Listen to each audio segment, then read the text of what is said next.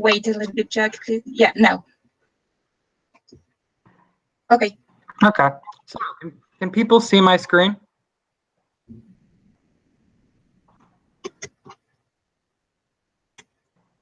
I can see. Okay. Great. So people can see my screen. I'll get started. Everyone, I think, probably knows by now, but my name is Jack Howard. I am a rising third-year student at the University of Chicago studying fundamental humanities and history. And today we're going to be talking about the SAT essay. It's a difficult part to practice for because everyone is, like very different, and the scoring is different, and it's not multiple choice. So, it's difficult to standardize a correct answer. But I think Manny and I have come up with a very good way to introduce everyone and give them some skills that enable them to do well on this test. So, without further ado, I'm sure you've all seen this, but the essay, as you can see right here, is the last part, and it is optional. But I would highly recommend taking it. I believe you don't have to send it anywhere you don't want to send it. It doesn't cost extra, I don't think. And some universities require it. I think worst case scenario, you do badly on it and you don't send it. But best case scenario, you do well and a university you're interested requires it. And so it can be very helpful. Yeah, so let's get started. Last week we focused on writing and language, and now we're focusing on the essay section. With the essay section, we will be writing a response to a passage. The passage is selected from any number of materials. They're often, I think, advocating for a certain position. The passage is 650 to 750 words. You'll see examples of this, of course. So you'll get a feel for how long that is and what kind of passages they'll use. The author makes a claim about a topic. Your job is to specify the claim the author makes and analyze the strategies the author uses to make that claim clear.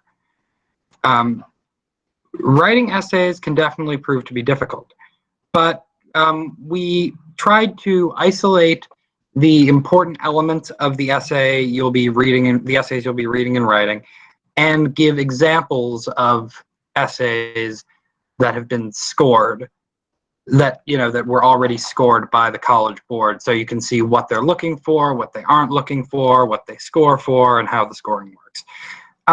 Once again, strongly recommend you take it. Worst case scenario, you don't do all that well. So the scoring system, personally, I think is very strange. I have the quoted scoring explanation from the College Board. So two different people will read and score your essay. Each scorer awards 1 to 4 points for each dimension: reading, analysis, and writing. The 2 scores for each dimension are added. You'll receive 3 scores for the SAT, 1 for each dimension, ranging from 2 to 8. So a 222 is the worst score you can get, and it means you had terrible reading, terrible analysis, and terrible writing. An 888 is the best.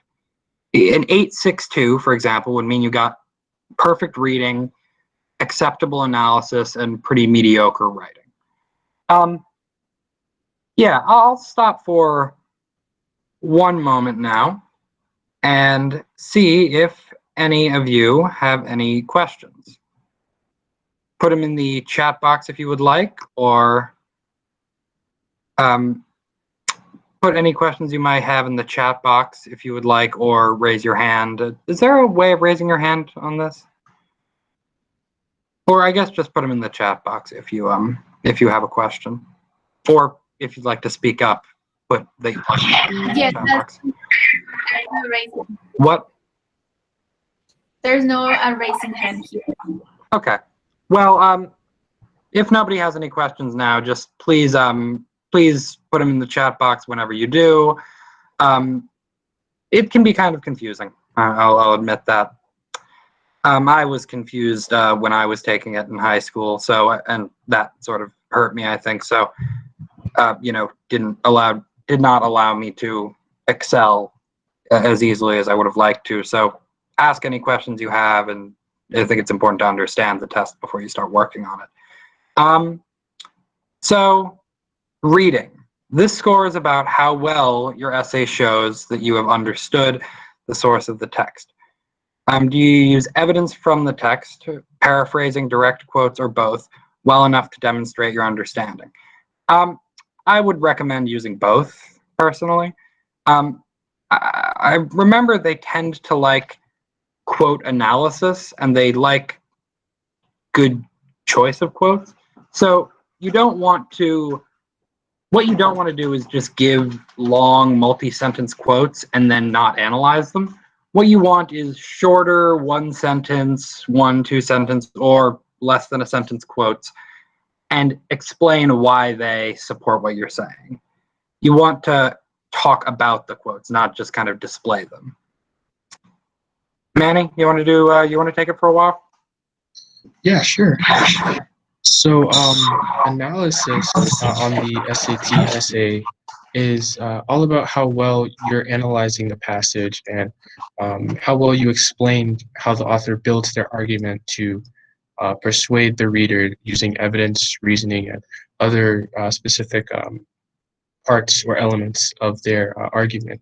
So basically what it boils down to is, does your essay use relevant and well-chosen details or features from the passage to support your own claims?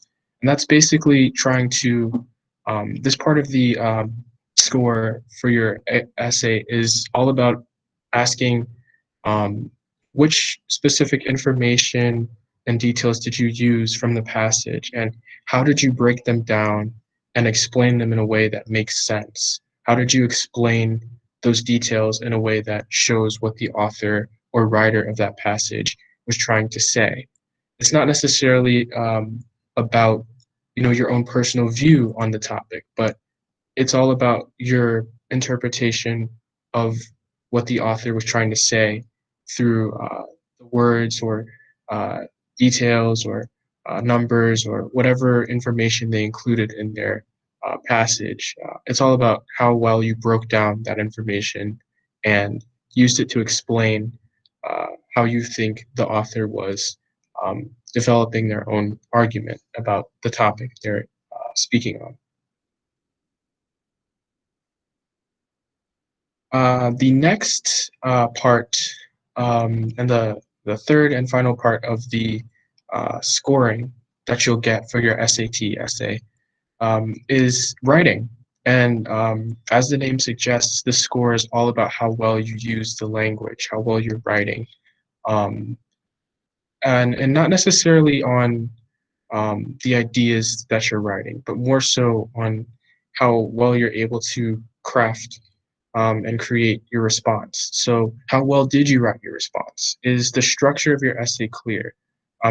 Is there a clear claim in your essay that talks about what the author was saying, or your perspective on the different strategies the author was using? Are the sentences varied or different? Like, are there different structures? Do you use different words or different kinds of syntax or order of words in sentences? Is your choice of words precise and clear? Are people able to tell what you mean easily by the words that you're using in your essay? Does the essay follow a logical progression of ideas? Are the paragraphs in introduction, body, and conclusion well crafted? Like, do they flow? Sort of figuring out whether or not the ideas that you're putting in your essay, come naturally one after the other, and that they make sense as you move along the page. The score is meant to focus on how well you're writing your response, and not necessarily, not necessarily on the ideas that you're writing, but how well does your essay hold up together? Does it flow together well? And does it make sense as the scorers are reading it? That's mostly what's being focused on when you're writing. So I'll talk for a moment. Can people hear me? Can people hear me? Yes. Okay. So I'll talk for a moment on the writing for the ACT, which is a different test. I think you all know. We're going to focus on the SAT today, but the difference in essay concepts and format are one of the biggest differences between the two tests.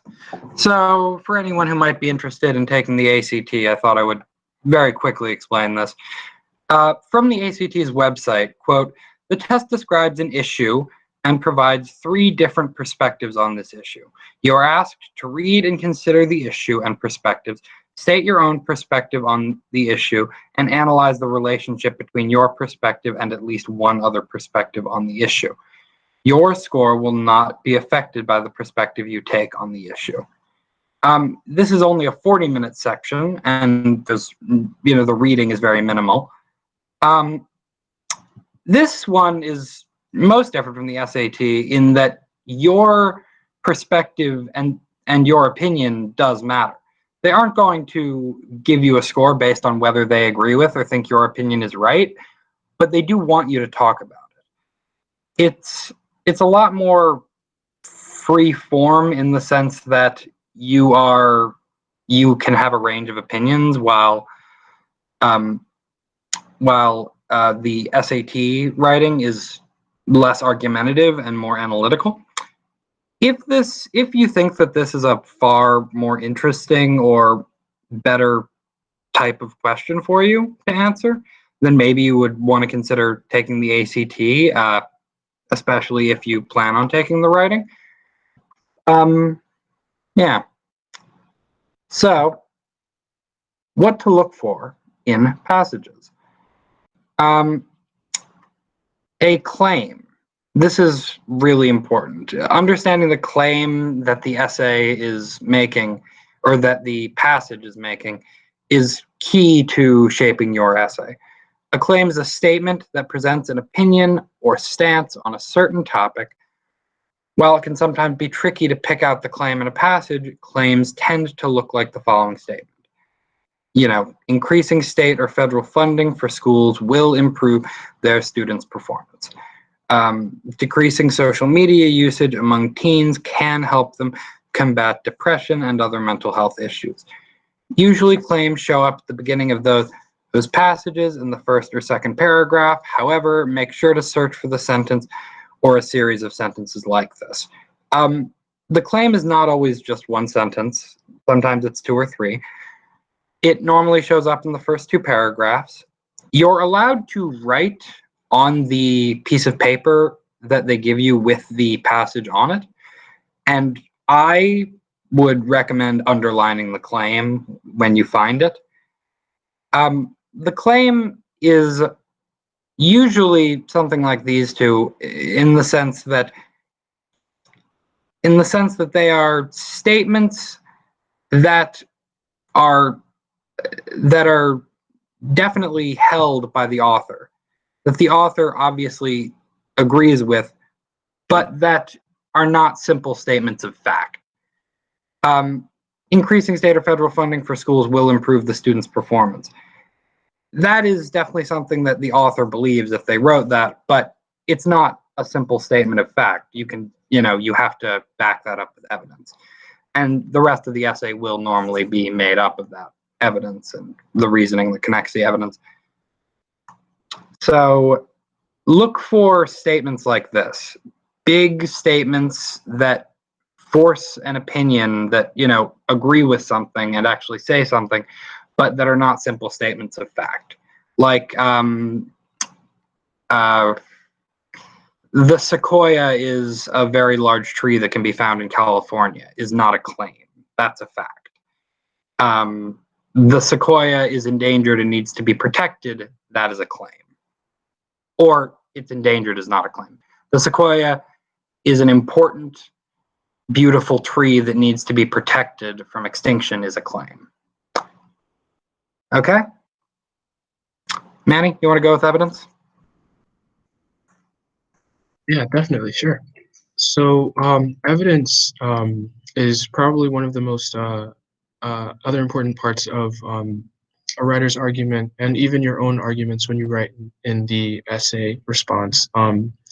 It's very important because no argument is complete without having evidence to support it in the first place. And in this test, it's important to search for how the evidence in the passage is being used in order to support what the author is claiming, or what the author is trying to express about their topic of choice. Sometimes evidence can be presented in the form of numbers. For example, um, we could talk about different statistics when you're comparing things. Um, for example, this quote right here from a passage that's been used, a sample passage for the SAT. Early tech use has cognitive benefits as well. Although parenting experts have questioned the value of educational games, as Jim Taylor, author of Raising Generation Tech, puts it, new studies have real value. In a recent study by SRI, a nonprofit research firm, kids who played games like Samorust or solving puzzles did 12% better on logic tests than those who did not. So numbers like, that 12% better is evidence that can be presented. And sometimes it comes in just the form of direct quotes. For example, online kids can engage with specialized communities of interest, says Mimi Ito, anthropologist at the University of California at Irvine, who's studying how technology affects young adults. They're no longer limited by what's offered in school. Again, when the author brings in direct quotes from somebody who might be knowledgeable about the source, or they bring in numbers or statistics to uh, kind of frame the argument that they're talking about, or give an example of what they're talking about, um, that is often what you're looking for when you're looking for evidence. But while you're looking for those pieces and making sure that you find them, as important as that is, arguments are still incomplete without the next piece that we talk about within these things to look for.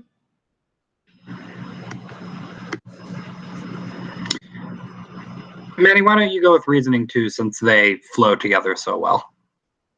Yeah, sure. So, like we mentioned before, while evidence is definitely important, the claim and the evidence are still, that argument is still incomplete without having reasoning. Reasoning is what links those claims and those evidence together, and what helps to elaborate on or explain the argument further, or explain that link between the evidence better. So, for example, that claim that we saw, an example of that claim, increasing state or federal funding for schools will improve their students' performance. Um, Suppose there are some statistics out there that go along with our claim. If we were writing a paper on this claim, let's say, we might include results from this study and show that the comparison between schools who have more funding and those that have less shows that schools with more funding have better scores. But showing the numbers in the claim isn't necessarily enough throughout that paper. Making sure that we're using reasoning to connect the two and explain it a bit more helps make that argument clear. So maybe the author might write something like this. A recent study by the Department of Education in two different Missouri public high schools found that SAT test scores for the school with more funding were 300 500 points higher than schools with lesser funding. Schools with funding have greater access to test prep materials, courses, and tutoring that can greatly improve test scores. Now, that's something we made up on the fly. That's not necessarily something that actually happened per se, but that short sentence, that short little phrase that we use to explain that evidence, it gives that link between increasing state or federal funding and this student's performance. Making sure we pay attention to how authors do that in the passage is super important. So yeah, reasoning is an important thing to look for as well. So This is an interesting one, I think. Ethos, pathos, and logos. I think it's a really important thing to learn, not just for the SAT. Aristotle, the famous Greek philosopher, Athenian philosopher, said that there were three ways that people persuade others in arguing. Appeals to ethos are meant to show a person's professional credibility or qualifications to make their argument. Something like, with 2 terms as governor of Missouri under his belt, and as a decades-long Senate career, Mr. Gonzalez is eminently qualified to become president. Yeah, it can, in a speech, it will often involve a politician or someone talking about their qualifications and their experience in a persuasive speech. In an essay like this, for the SAT, it might involve mentioning the qualifications of someone you're quoting. So if you're quoting, don't just say like, oh, some guy said this. Say, this study by the, research institute at whatever university said this, with having studied this many people. You want to establish the credibility. Appeals to pathos are meant to trigger an emotional response in the reader or audience. Yeah, so that also very important in persuasive writing and persuasive speaking. This would be in play when somebody says, how can we trust him to uphold our interests in Congress? He was born into a wealthy family and he never had to work for a living. He doesn't understand what it's like to be the little guy. And lastly, appeals to logos are meant to connect to the audience's sense of logic and reasoning. We all need water to survive. In light of this fact, and the recent drought, shouldn't more local governments be taking clear action to reduce water waste? I can tell you, you're going to see all 3 of these in the passages you read for the SAT essay. And I tell you, if you listen to a political speech or anything like that, you can identify these pretty easily. It's a very interesting new way to see persuasive speaking. So try and keep this in mind. But look at these 3 elements of persuasive argumentation when reading the passage that you're going to be writing about. Diction. That's word choice in a lot of contexts. The author or a speaker uses in their argument. There are different types of diction, like formal diction, where contractions aren't really used. And for those of you who don't know, I think we all went over this. Contractions are when you shorten 2 words to 1 word with a apostrophe, like there. Yeah, or informal diction, which sounds more like what you would hear in everyday conversation. So informal diction might say, making friends in college is an important part of enjoying your time there. And more formally, forming friendships during college is vital to having a pleasurable experience. Those sound different. They say the same thing, but the second one uses more formal diction. The word choice is far more exacting and far more official sounding. Think about what audience the writer is trying to reach. The passage was written with diction in mind, the passage you'll be looking at. So you want to examine the word choice and perhaps talk about that when you're explaining the claim and how it's supported. Talk about, oh, he uses this. He uses, these words here. We won't have time to go over everything for these passages. Here are some particularly important aspects of the writer's argument to look for. A helpful place to look for more important parts of writing and argument are as well as examples, are Khan Academy's SAT Essay Glossary. So now we're going to read through a passage and go over responses to them and see the differences between good essays on the SAT, between a good essay and a bad one. So, without further ado, we will be taking a look at an excerpt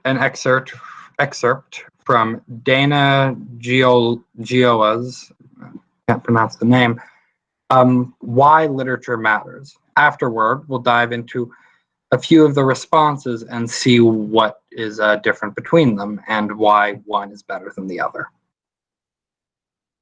So, Manny, do you have a link to the essay, I suppose?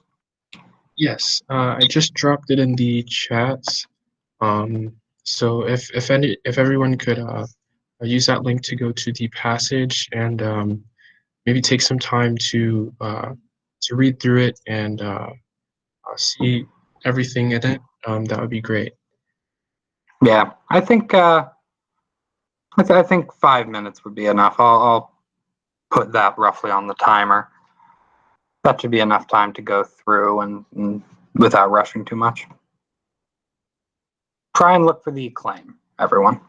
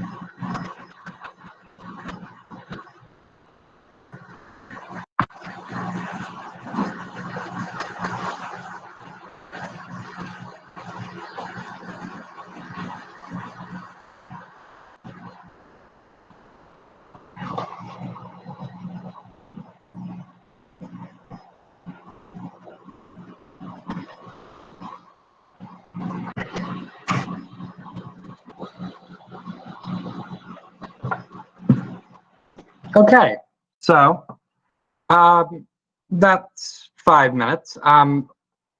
Leave in the chat box or chime in if you think you need a little more time.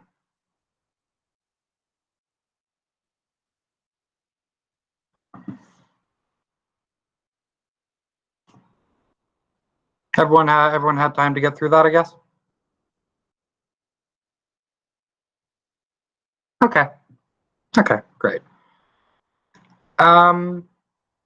Did anybody find what they think the claim in that would be, the central claim?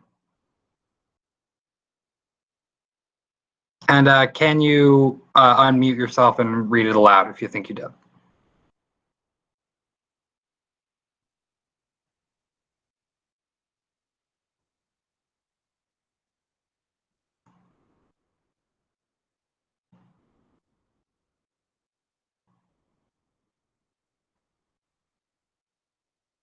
Any guesses as to what the claim in this is?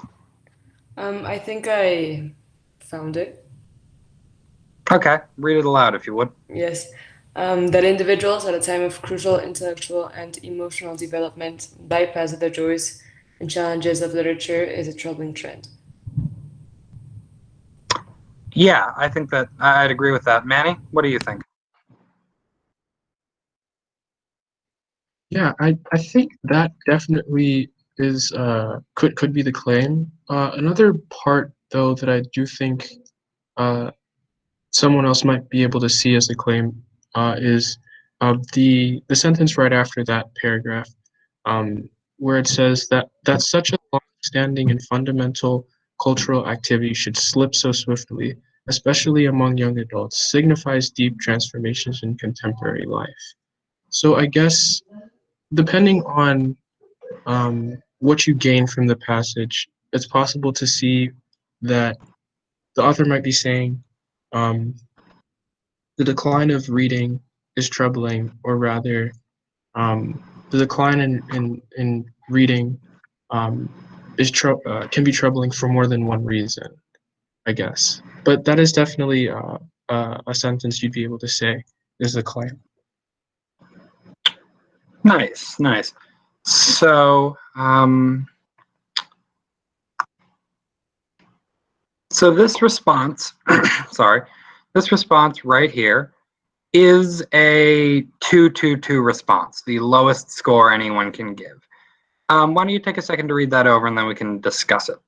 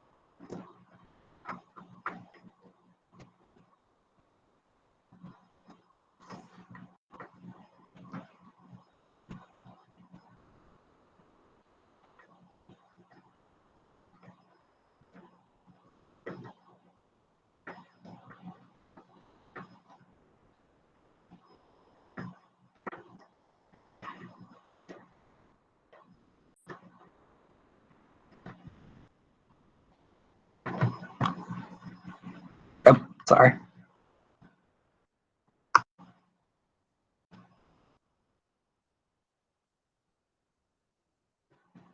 Okay, Manny, why don't you take over? Yeah, sure. So hopefully everybody finished reading that little response there. And so um, now that we have gone over it a little bit, um, it's important to take a minute to like look over it and see the strengths and the weaknesses of the response that this person wrote. Um, so just reading over this response, what were some of the things that you think uh, the person did well when they wrote the response. And feel free to turn on your mic and speak, or drop your thoughts in the chat box as well.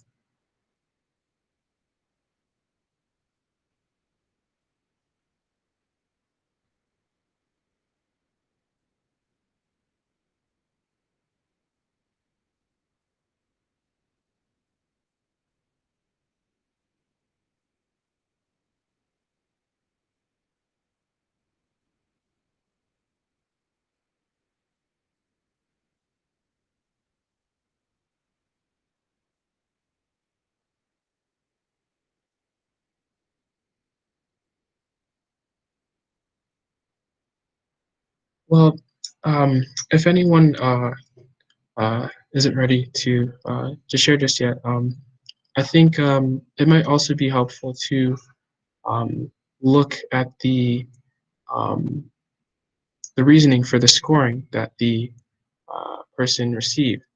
And so the reasoning for for each score, reading, analysis, and writing, um, kind of follows um, the same finding that the person writing this response, they only showed just a bit, a small, limited understanding of what the author was talking about in their claim, but they didn't necessarily take it as far as they could have um, when explaining the author's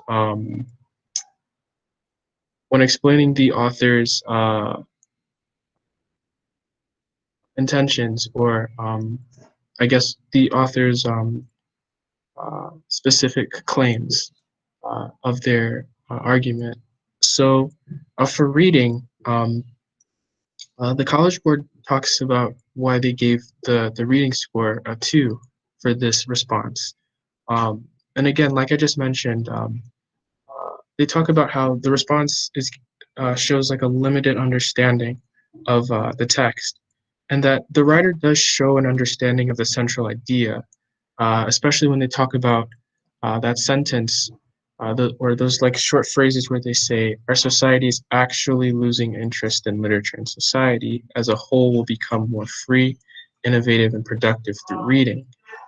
Although they do include those sentences and phrases, they don't give a lot of evidence of understanding the details that um, the author provides to support the claims. Because as we see here, they do give, short descriptions of what the author mentions in the passage, but they don't give specific evidence, and they don't explain that evidence enough. They do briefly mention that survey that the author cited, and also kind of referred to um, the findings of those many national associations, but they don't completely summarize or quote those pieces of evidence. They don't uh, bring that evidence up well enough. And although there aren't necessarily anything wrong with the interpretation um, in the essay that this person wrote, their incomplete understanding only uh, demonstrates that they, you know, read the text only a little bit. They didn't necessarily read over it thoroughly in order to understand everything. In terms of analysis, they gave this response a 2 as well, because the writer, they give a small partial understanding of um, analyzing um, the source, analyzing that passage that they read.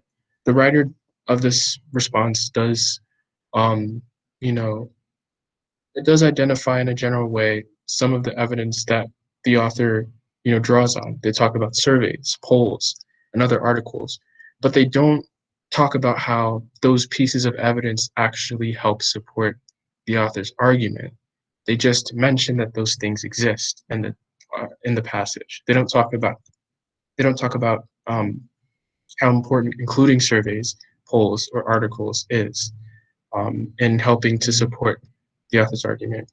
When this person describes how the author builds the argument, the writer merely, the person is just, you know, praising the author's ability um, to craft the argument. That sentence where he says, he seamlessly moves to his next idea while still supporting all of his previous claims. That's not necessarily explaining the structure. It's just, uh, you know, stating what is happening in the text, not necessarily explaining that structure. The writer compliments um, how well the author Gioia is at, you know, forming his argument, especially when you see that sentence that says, "The level of writing shows he is skilled at persuading, for he connects to the reader through a very concerning topic, education, but does not, for example, explain how or why Gioia is able to connect to the reader." And this response only shows that this person broke down everything that happened in the text by a little bit. And then lastly, for the writing score for the paper, it received a 2 again because the writing skill and like the ability of this person to make everything that they were writing flow well together just wasn't, as high as it should have been. There wasn't a central claim or controlling idea in their response. They kind of were all over the place talking about what UA was able to do in the text, but they never specifically talk about one specific um, one specific way that all of these things that UA includes in the text um, help his argument. They just talk about all of the different features, not necessarily moving in one direction. Um, that sentence where it says the level of writing shows he is skilled at persuading, um, for he connects to the reader through a very concerning topic, education. Um, while that summary sentence does end the essay, that response doesn't really introduce or conclude that discussion, that analysis that they're giving.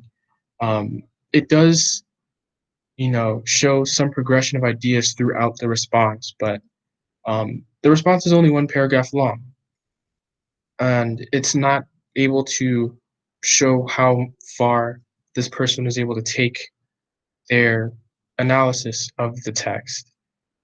It shows it on a very small scale. That isn't to say that your essay needs to be super long, but you need to be able to have an essay that's long enough to show that you're progressing from one idea to the next. And although there is a decent amount of good control of language and vocabulary in this response, there's not enough text in this response to figure out whether or not this person is able to organize their ideas or their paragraphs.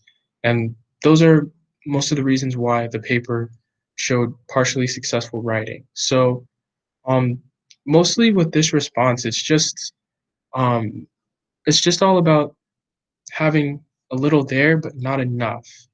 A 2-2-2 response, usually you're showing some degree of understanding things and being able to break things down and make them work together, but you aren't doing it enough. You're only giving the bare minimum when you have a 2-2-2 response, if that makes sense. Hopefully that didn't sound like confusing rambling there, but in any case, with the responses like these, um, the problem with them again is that people start somewhere, but they're not able to expand. They're not able to um, specifically explain the things that they're talking about in their response. They're not able to specifically explain how um, the use of surveys, for example, in the passage that we read, help support that writer's argument. They just simply say there are surveys and there are polls to support the argument. They don't necessarily say how. So it's all about, making sure you're more specific and um, more cohesive when you're explaining how an author is using certain things to help craft and support their argument. So yeah,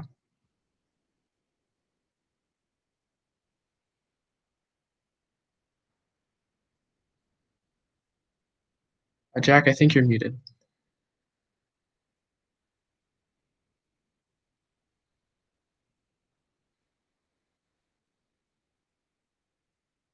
Okay. So now that we've read the 222 response, now we'll read the 434 response. Sorry. Is the 434 response, is that on the PowerPoint, or are you going to share a link to that? The link to that is in the same one I shared. The 434 response is a bit longer than this one, so we weren't able to fit it all in one slide. So Okay, great. yeah, if you Yeah. just come to the sample student essays, you can find sample 8, and that's the 434 response. And we'll give everybody just a bit of time to read over it and see. So yeah. Yeah. Also, if anybody has any questions or if anybody's confused, please feel free to, ask questions in the chat box, or uh, feel free to speak if you'd like and ask questions as well.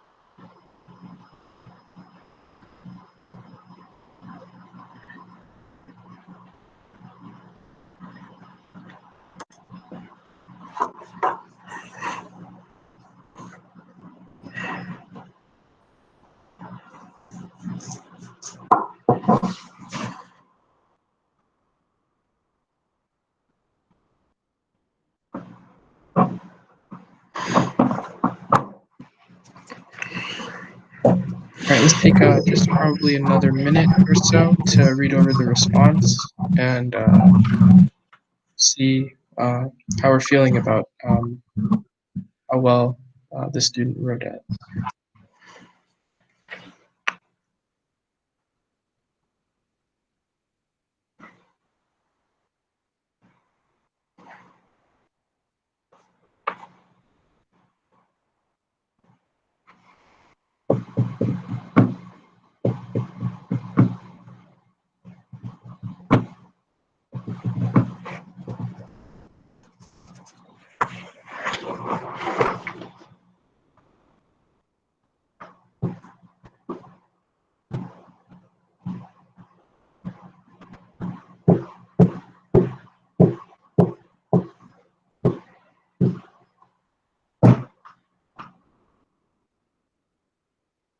Okay, so now that we've read through that student response for sample 8, now that we've read over it, we'll be giving it just a bit of a closer look now. And, I'll put the question forward. What do you all think the response did well? First and foremost, feel free to share an answer in the chat, or feel free to turn on your mic and share with us what you think the response did well. I think that the response did well in like giving a lot more evidence than the one that we read prior to this. Like it was a lot more analyzed, and it also showed more analysis because the person that wrote the response talked about how the author used the different polls and argumentation styles to build their argument. Yeah, definitely. I think a lot of what you mentioned there is definitely what this passage did. Well, this response did better than the other one. For example, um, it talks about how you know the author cites a quotation um, and uses to uses that citation to build his point with the agreement of a respected individual. And talking about somebody who is well respected in their field kind of goes along with that appeal to ethos we were talking about earlier. Being able to break things down on that level is something this response definitely did well. Does anybody else have any thoughts on what the response did well?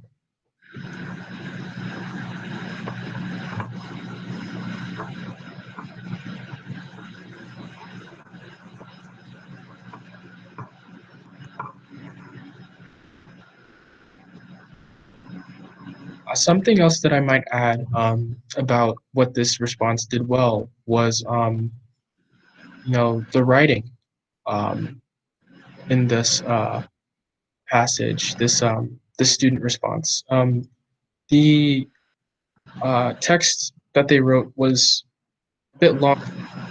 Um, uh, the last one that we read, and it showed their ability to move from one idea to the next. They talked about the introduction paragraph and everything that was happening in there. Then they talked about paragraph 5, where they talk about some of the different style choices or, specific word choice or evidence that the author used. And they moved on to paragraph 6, but also in paragraph 6, they made sure to, connect back to what they were talking about before. Specifically talking about a point that was established in paragraph 5. And, they connect each of their points together very, seamlessly. Yes. Like you're saying, Paul, it's very, very much, uh, very much, there's a lot of structure to it, a lot more structure than we saw with the 222 response. And that's exactly what we're aiming for when we're writing these responses. We want to make sure that while we're not too structured, we still have it there, and that whoever's reading our art, whoever's reading our response is able to move through our response easily, and things make sense as they move along in the passage.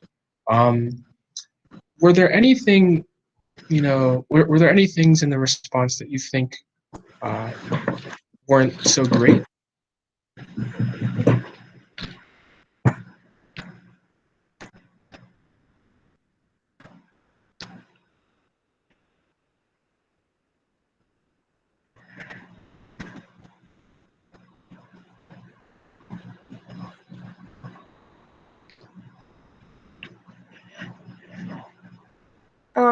Well, I think that maybe they could have explained, because they talk a lot about like how different movements were effective and helped build a case for the author of the text.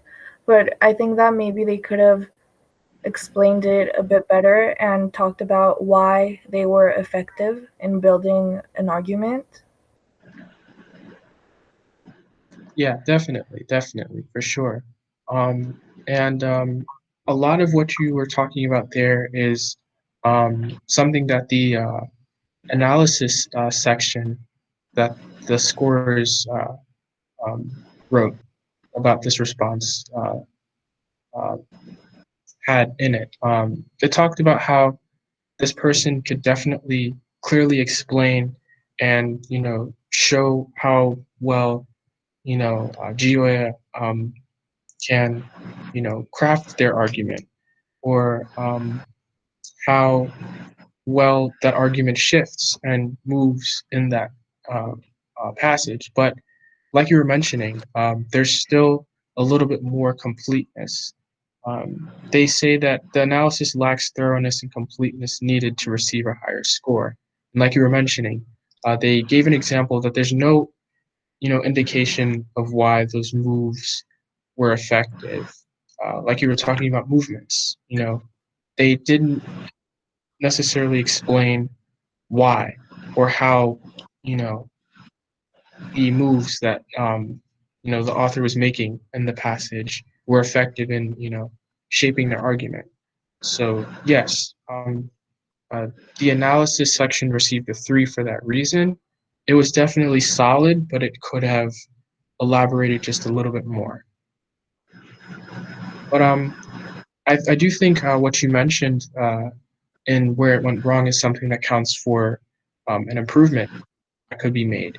Um, just adding more, specifics on why something is effective or how something is effective um, makes your writing that much more understandable.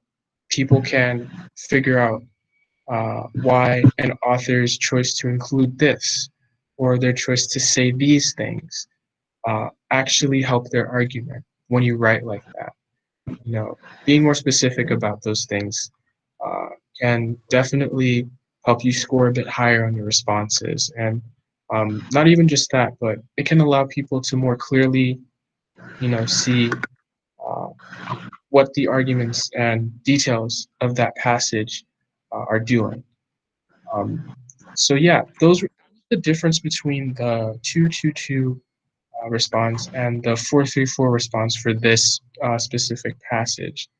Um, and I think the reason that it's helpful to see the difference between, a not so great article, a not so great response and a uh, very good response, it just helps to see how, um, you know, there are mistakes that people make on both sides of the fence, but at the same time, there are certain things that still need to be done in order to take what you're writing to that higher level, to take it to a much more understandable and uh, a much more cohesive and together uh, piece of writing.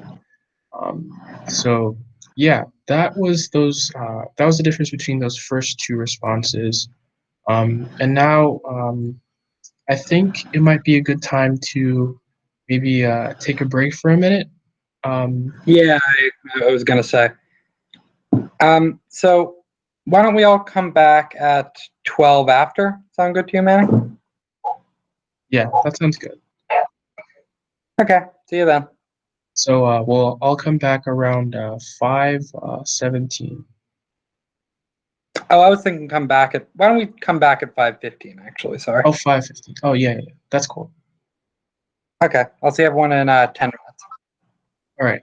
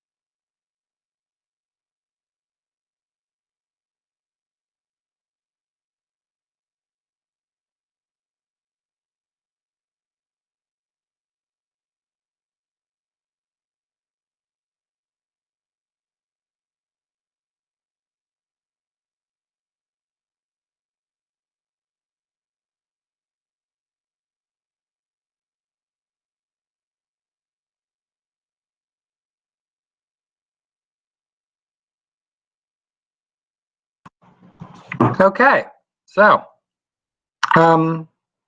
yeah. Welcome back, everyone.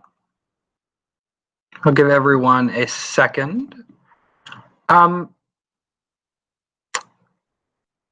Yeah.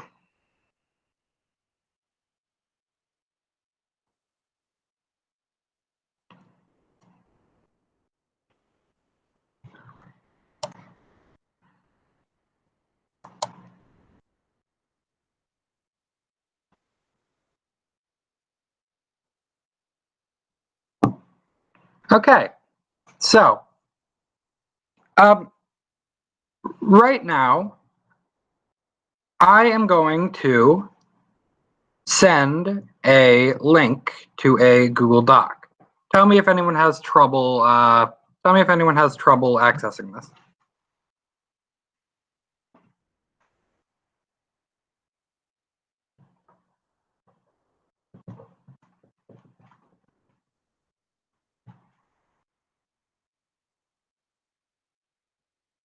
Manny, are you able to get into that? Yes, I'm able to see it. Okay. Yeah. Can anyone? Can someone else assure me that they can get into the document? Because I know Manny and I both have university email addresses. I want to make sure anybody without a UChicago email address can get in. Okay, great. Thank you, Paula. Sorry for the background noise. I have a very large dog. I'm sure I've mentioned a few times. She's very sweet, but she doesn't know her own size. Anyway, so believe it or not, I have another passage for everyone to read, starting this out. This is copied directly off the SAT, the College Board's website. So, you know, this is what the prompt is actually going to look like word for word. Can everybody take a few minutes to read this passage by Paul Bogard, Let There Be Dark, as published in 2012, down to the end of the second page where there's a line under it. I think 4 or 5 minutes should be enough time to do that, so I'll put that on the timer, and then we can discuss it a bit.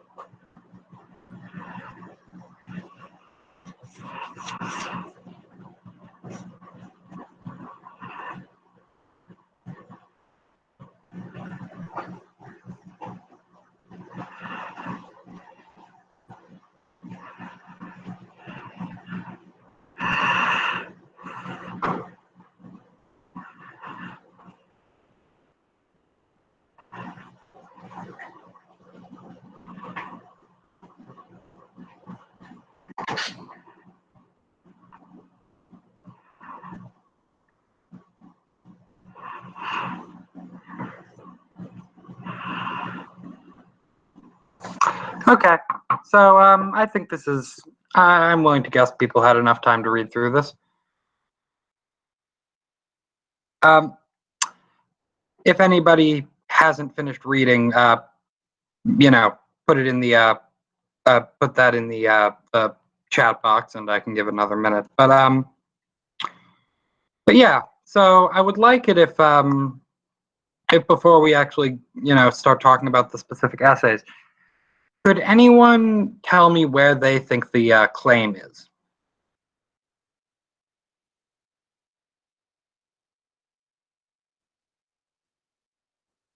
What they think the central claim in the essay is. Feel free to unmute yourself and read it aloud, or maybe copy and paste it into the chat box if you're not in the mood to speak out loud.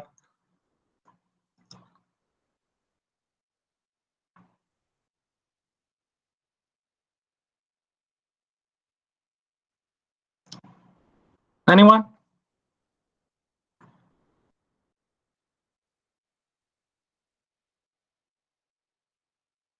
Anyone at all? Yeah, there's no need to be in any way worried about getting this wrong. It's a learning process. It's a difficult test, and the answers, aren't always 100% clear cut. So there's no reason to if you get a answer that someone disagrees with, there's nothing wrong with that.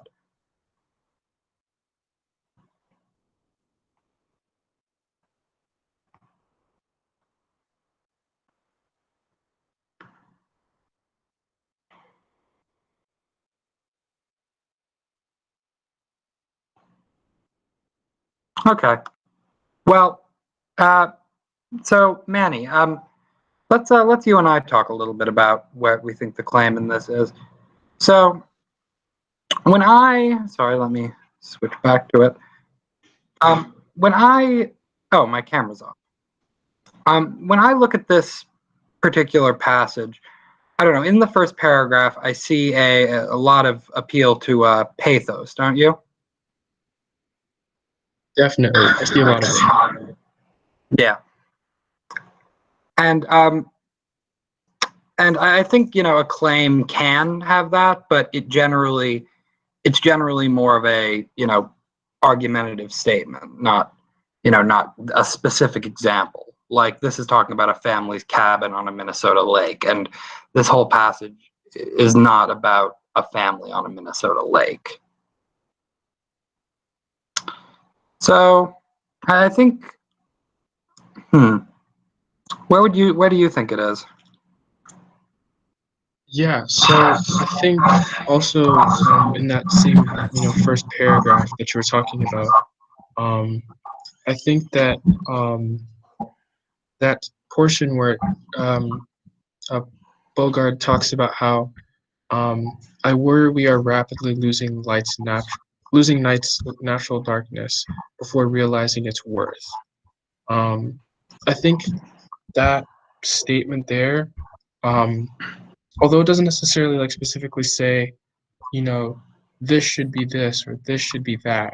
I think that statement there kind of is a claim because it's saying that night um, is very valuable, and that we're not taking the steps necessary to, you know, protect our ability to experience night to the fullest. Um, so I don't know. I think that was definitely um, a place where we could say the claim was. Yeah, I agree with that, and I think this is a particularly difficult and worthwhile passage to look at because the claim in this, it almost seems as if it seems almost, I don't know, disguised by the fact that it says, I worry. Um, because, when he says that, it doesn't quite sound like he's making, and he's setting up an argument, but he is, he's very clearly saying, we are rapidly losing the night's natural darkness before realizing its worth. The fact that he's, like appealing to pathos and saying, I worry about this, doesn't diminish the fact that this is what he wants to talk about in the essay. Okay. So if everyone could go down to page 3 and read essay number 1. Probably won't take more than 2-3 minutes to take a look at that. So I'll put that on the timer.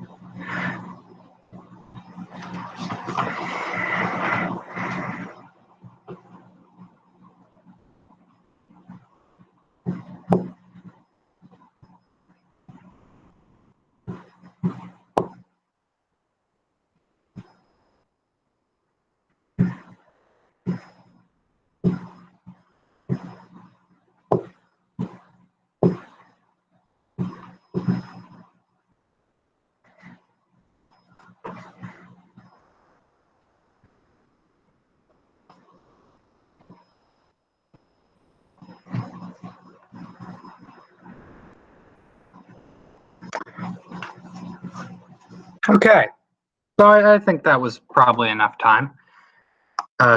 Gave people enough time to read that. I was wondering if anybody would be willing to venture the score they would give this essay. What do you? I guess even though the individual scores normally score it between 1 and 4, score them between 2 and 8. I guess, because that's, how the score actually tends to come out. I mean, it always comes out. And remember, it is, sorry, the order is reading, analysis, and writing. So reading first, then analysis, then writing. Either unmute yourself or put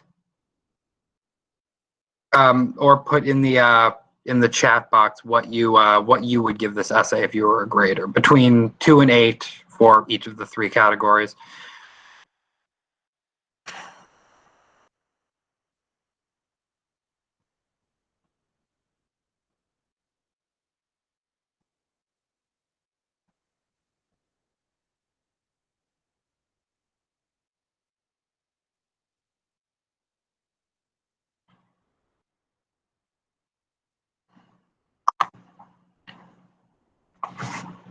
Anyone? Would anybody like to volunteer here? This is just, you know. Yes, please. Jack, sorry. So are the scores from 2 to 8, or is each section counting for 4? Like, I didn't understand that. I'd say, you know, for you guys, score it from 2 to 8, just because that's how the final scores come out. Oh, okay. So what do you think you might score this if you were a grader? There's no real wrong answer to this. I'm just, you know, this is just an exercise. You guys aren't practicing to be graders, so it's not the end of the world, you know, no matter what you say. Yeah, maybe like a 6. I'm not sure. I think that the reading and analysis is very well done, and like compared to the to what we read prior, I think that like there's enough evidence for it to be a pretty thorough response. And also I think that what I like the most is that they talked about how they talked about how Bogart was building the argument, but they also justified like why they're saying that different movements are building the argument. I just think that maybe structure-wise, I would have maybe linked some ideas differently. Mm-hmm. So what do you think you would give it out of 8 for reading? Maybe like 7. Okay, very nice. Does anyone have any idea what they might give this for analysis? Put it in the chat box, speak up, whatever you want.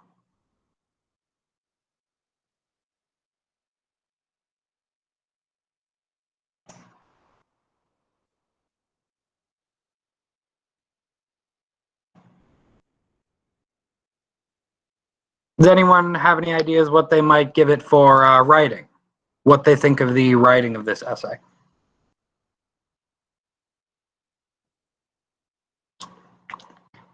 It's a difficult question. They have multiple graders on these because it's not easy to grade writing. It can be very difficult to objectively talk about word choice, for example. So they have 2 graders to try and standardize it a bit more. But, you know, scores can vary on that, I think.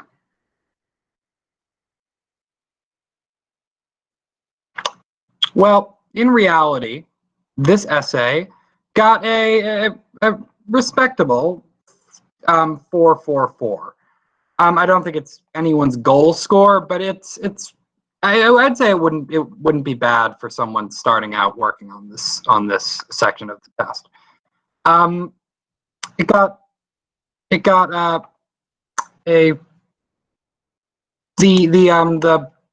not quite, but it got the median score. So there's a lot of room to improve, but they're about halfway to a very good essay, and that's, you know, something that they can be happy about, I think. One thing, this essay is pretty short, and I think it would have definitely done a bit better if it had been longer. You don't necessarily want to, you know, write something super long, and you definitely don't want to sacrifice quality for length. They would not be happy with that. But this does seem pretty incomplete, and as Paula mentioned, the format isn't really there. You have like this first paragraph, which is a little long, a tiny bit rambly. There's a lot of summarizing in it, and then it talks about claims in the second paragraph more, and evidence in the second paragraph. But neither of these paragraphs is really fleshed out or serving a useful purpose in the way it should. Generally, you're going to want your essays on this, I think, to have an intro, 2 to 4 body paragraphs with evidence and reasoning. I think that's a safe way to put it. Maybe 5. I don't know. I think generally 2 to 4 is a good number to go with. And a conclusion. The introduction and the conclusion can be fairly short. This paper, this essay does not have that formatting, and I think that's why the writing suffers. As for the reading, clearly the person understood something about the passage, because even though it's not what you're supposed to do, he did summarize it. Generally, he summarized a great deal of the essay in the first paragraph, which at least proves that he understood some of the contents. So that led to a pretty mediocre but not great reading score. For writing, one thing that I noticed that I thought was interesting was how he handled quotes. Quotes are very important, but it's really important to integrate them well and not let them break up your flow. You have to make sentences that fit the quotes in them. You generally want to say something like, Professor whomever, Professor X said this, Professor Y said this. This is interesting because, or this is important because, and so on. This person, on the other hand, if you'll look at the second sentence of the second paragraph, just kind of plops quotes in there. Like, they're in the right place in the sense that they do support what he's saying, but it's very jarring and you don't really know what he's trying to do with them. Like, he doesn't explain any of why they're there. It's just left up to the reader. And that's sloppy and imprecise as writing goes. So I would recommend against that. Also, with regard to flow, and word choice and diction, I think in the first sentence of the second paragraph, you can look at the phrase providing the reader with evidence of health problems that the opposite replacement, artificial light, can cause.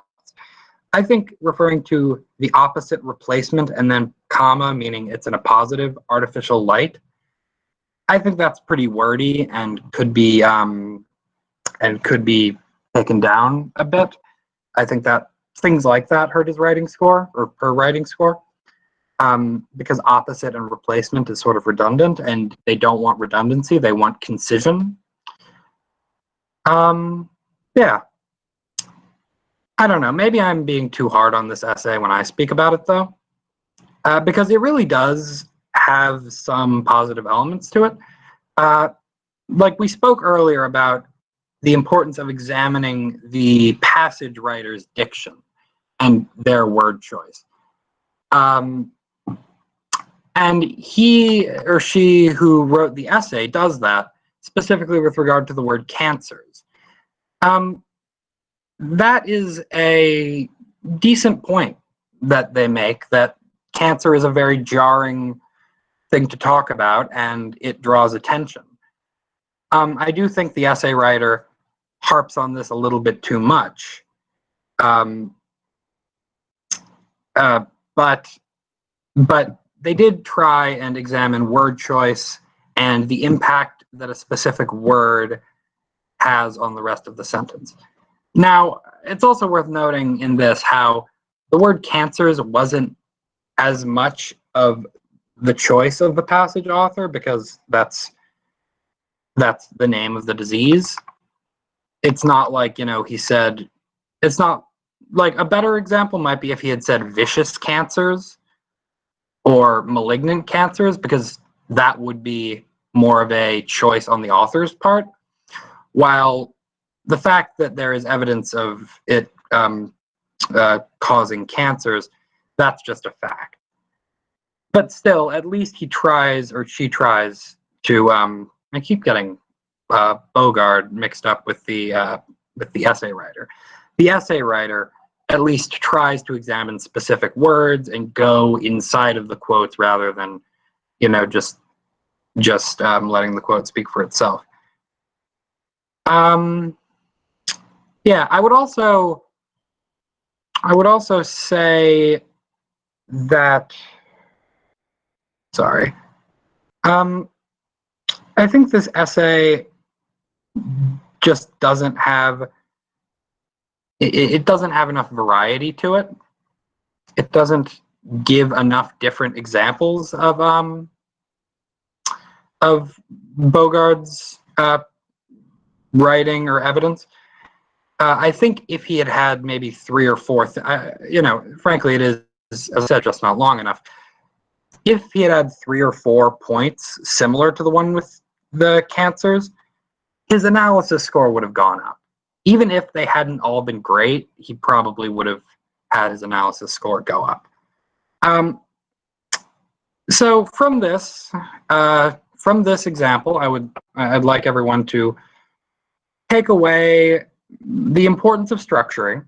First of all, fairly short introduction, 2 to 4, probably, maybe 5, but I'd say 2 to 4 internal paragraphs dealing with reasoning, evidence, and writing style, and a fairly short conclusion. Not kind of 2 blocky paragraphs that serve multiple points. Do not summarize. Make your quotes fit into sentences. Don't make them their own sentences. Those are kind of the negative stuff to take away. The positives, understand the reading. Even if you aren't going to summarize it, which you shouldn't, understand it well enough that you could kind of summarize it in your head. And try and look at specific words within sentences. Don't just leave your quotes alone. Try and pick them apart a bit. I think that's some of the positive stuff that he did. Would people be willing to read passage 2? For which I will give maybe 4 to 5 minutes. It's right below passage 1 that we just went over. Obviously.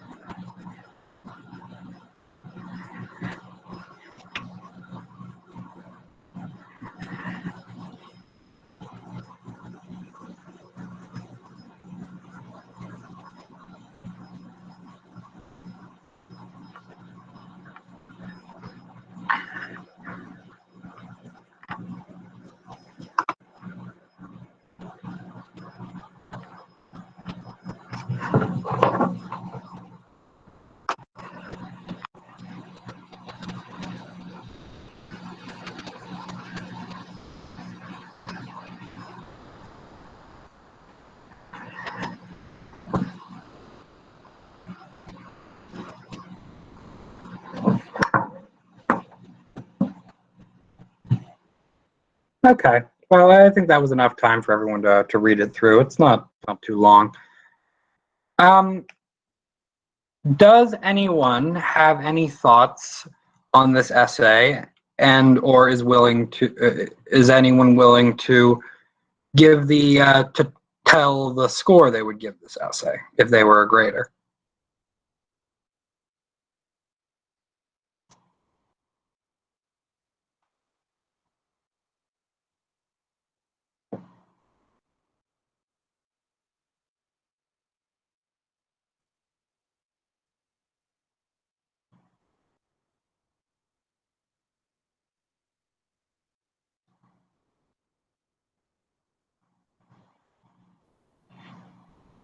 Mauricio?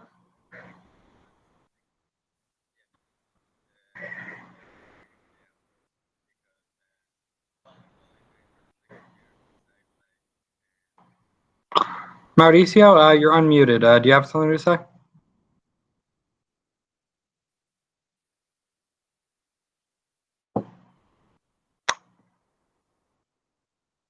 Maybe his mic's not working. Okay. So this essay from the official College Board graders got an 8-6. So that means 8 for reading, 2 for analysis, and 6 for writing. Obviously, this means that 2 of the sections were done fairly well, and 1 was done pretty poorly. Yeah. This I think the writing score is deserved because of the formatting is very good. I think I would generally recommend a more defined conclusion paragraph. This last paragraph is longer than it probably should be. It's it's a little bit bulky. It doesn't segment its information the way that a final paragraph should should separate the final evidence on the conclusion. But besides that, I think it's very well done. He or she, sorry, I keep thinking it's Bogart who wrote these. Whoever wrote this did a very good job mapping out in their opening paragraph what they were going to say in the rest of their essay. And this can be very helpful and important to the reader. It gives structure to the essay in the reader's mind. Sort of, I've heard it called a roadmap. And that can be a very positive thing in an essay, just giving the reader an idea of how the essay is going to look, what topics are going to be discussed. From this first paragraph, we know that this essay is going to talk about Bogart's saying that natural darkness is beneficial to humans, saying that it is essential to humans, and saying that it is essential to ecosystems. And he generally does one paragraph on each of those claims, and I think that's a pretty good way of doing it. It's I think there's a lot to admire there. The reading obviously is very strong. There is not much summarization, but you can tell the writer of this essay gave a lot of thought to the passage and understood what Bogart was trying to say. Yeah, no, I mean it's almost hard to explain why it's good just because it is, it does sort of what it's supposed to. You don't see any holes in his understanding of the reading. It's just very solid and very complete. There's none of this that doesn't fit with the essay. What's sort of difficult, I think, to talk about, not to talk about, but to explain, is the 2 in analysis. So I'll talk a bit about what the SAT itself says about this. Quote, The response offers ineffective analysis of Bogart's text and demonstrates a little understanding of the analytical task. Although clearly comprehending the entirety of Bogart's argument, the writer does not communicate how Bogart builds his argument with evidence, reasoning, or stylistic or persuasive elements. Nor does the writer communicate what effect Bogart's argument has on his audience. Instead of providing effective analysis, the writer only identifies argumentative elements in Bogart's text, such as the appealing allusion of Bogart offers regarding Van Gogh's Starry Night, or the scientific evidence Bogart uses to support his belief in the preservation of natural darkness. The writer instead consistently lapses into summary. Overall, the response demonstrates inadequate analysis. That's interesting because I didn't see this as overly summarizing. I thought it as somewhat, but I'm not an official grader of this.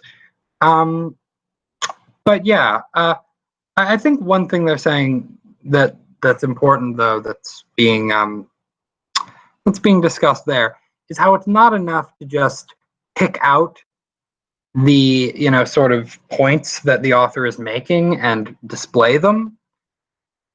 You have to examine how he is saying or she is saying what they're saying. You can't just say, oh, the author says that they liked doing X. You have to go deeper and look at the specific words and the evidence and such. So you might say, oh, the author enjoyed doing this and emphasizes it with this word choice, something like that, and emphasizes with this appeal to emotion. Yeah. From this essay, I would like people to take away, first of all, I think the formatting. I think the formatting is very good and the writing is very solid. Second of all, that summary is something you want to stay away from. That you don't want to summarize the essay. And you don't just want to display the points the author is making. You want to examine them and talk about how he's making them or how she's making them. And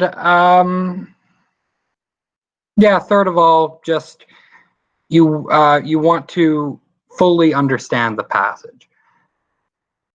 I talked about how in the critical reading section, you wanted to gain a pretty full understanding of the passage you're reading, and in the writing and grammar section, it wasn't as important. This is more like the critical reading section. In the passage you're assigned, you want to gain a pretty complete understanding of what that passage is doing, how it uses evidence, probably even more so. I'd say definitely even more so than the evidence-based reading, because for the evidence-based reading, you have to spread yourself between 5 passages. This one focuses only on one passage. I think it's very important that you understand this. For me, that often involved underlining passages when I read it underlining sentences when I read the passage over for the first time, and maybe jotting a word or two in the margins. For some, this means different things. For some, it means skimming and then close reading. It can take any number of forms, but you want to gain a pretty full understanding of this, and I think that essay is a good example of that. With only a few minutes left, Manny, you want to go to tips for the test in general? So I'll start, I guess. As I said, read the passage thoroughly. You do not want to start writing immediately. You want to think about it. You want to understand the passage. one thing that you really don't want to happen, that I think happened to me the first time I did this, was start writing without fully understanding the passage and then get halfway through your essay and realize that the argument you're making or the things that you're talking about aren't quite right. You want to have some assuredness about your conclusions. I'll mention, for example, how the AP tests, I don't know if anyone in here has taken AP tests, maybe other tests do this too. For some of the essay questions, they don't let you start writing for the first 10 minutes. They say, okay, you have to read and think about the passage for 10 minutes, and then we'll give you X amount of time to write. So I would recommend trying not to write any full sentences for the first minute or two at least. You know, you might want to underline, you might want to jot some notes, but you don't want to start constructing your essay until you've let the passage that you're supposed to read sink in.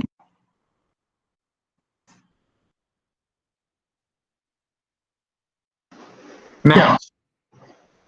Yeah. So secondly, something else that's important is making an outline. And again, although time is of the essence with the test, and you might not necessarily have the time that you would to make a more complete outline. Definitely take some time to organize your thoughts out. It's important to figure out how you're going to place the thoughts that you have into an introduction, a body, and a conclusion. And try to,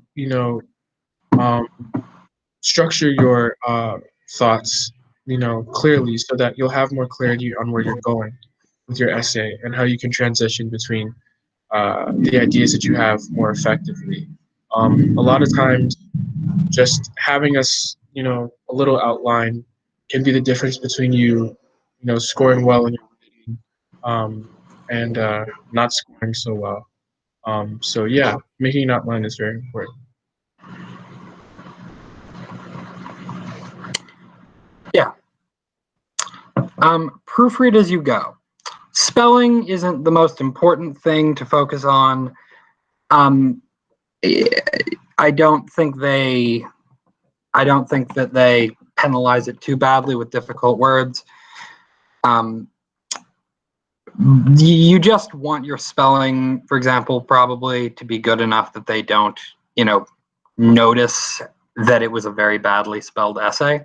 You don't want them finishing reading your essay and thinking, wow, that was badly spelled. If there's a few words, but it's rare enough, that it doesn't actually leave an impression on the reader, that's mostly fine. You don't want to have to spend too long at the end editing, especially since at that point it can't really be helped. Your essay is already down and you can't just cross out 2 sentences and then write 4 more in their place. Catch errors when you're writing. Try and, slow down. If, a sentence looked kind of difficult, maybe go over to make sure your grammar was right. As the saying goes, measure twice, cut once.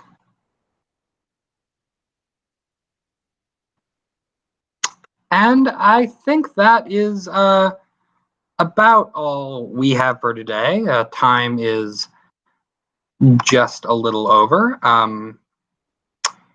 Yeah, thank you all so much for coming and participating. I really appreciate everyone coming and taking the time to work on this. It's a difficult test. I would recommend, practicing, reading example essays online, scored ones,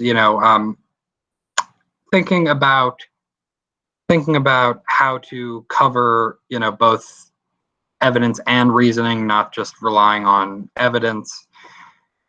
Yeah, Manny, any kind of final takeaways for you, for everyone? I mean, that you'd like to impart to everyone? First and foremost, I do hope that everything we talked about today was pretty helpful. Part of me does feel like the topic of the SAT essay, it's not necessarily as straightforward as things like the math, reading, or writing in language sections. And so it can feel a bit weird to, look at writing so objectively at times. But um, I mean, as with all of those other ones, there are specific strategies and, mindsets that you have to have when you go into doing it. So ultimately, yeah, just making sure that you maintain things like structure and, specific and, making sure that you actually really dive deep into the passage that you're reading and talk about those specific uh,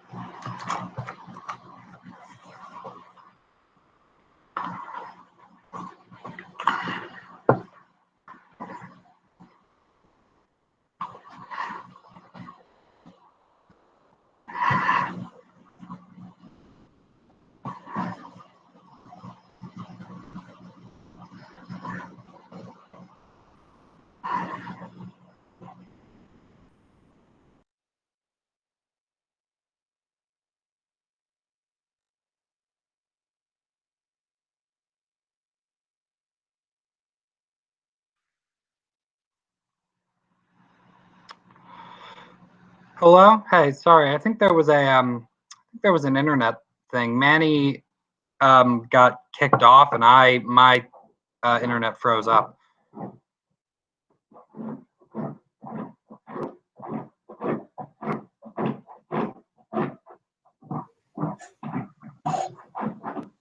Yeah, I think Manny is not in the session anymore.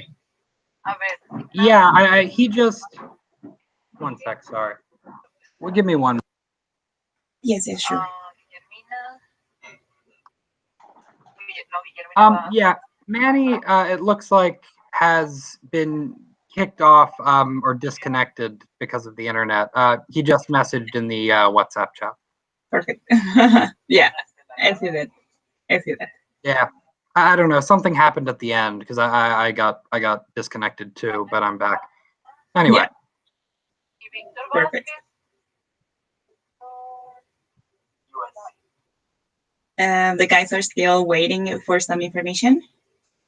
Oh, they are? Sorry, is there anything, any questions that anyone still has, please speak up or put in the chat box. I'd love to answer any curiosity anyone has.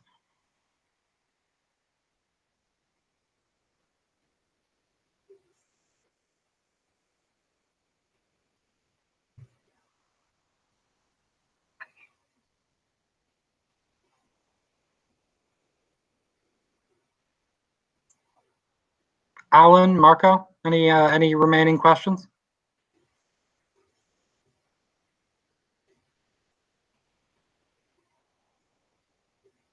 You can as well open your mic if you want.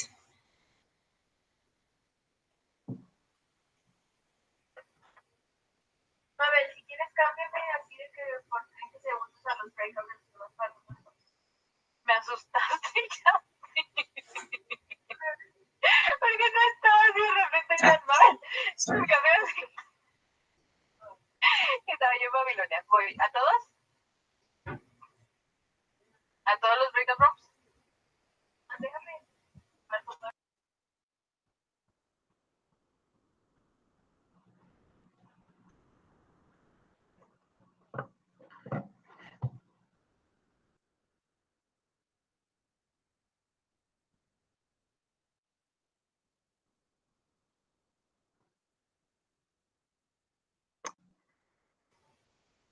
Marco, any remaining questions or confusion?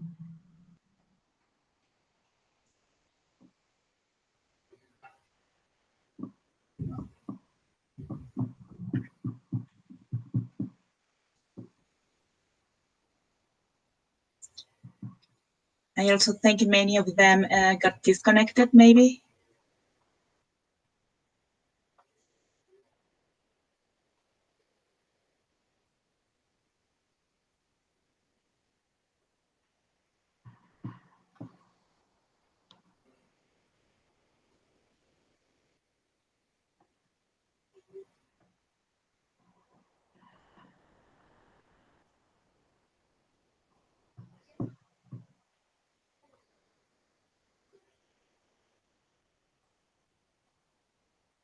I think many of the participants got disconnected, Jack, as well.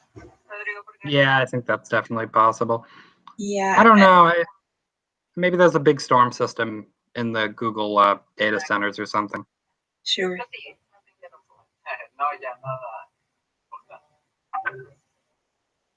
Let's see if any come back.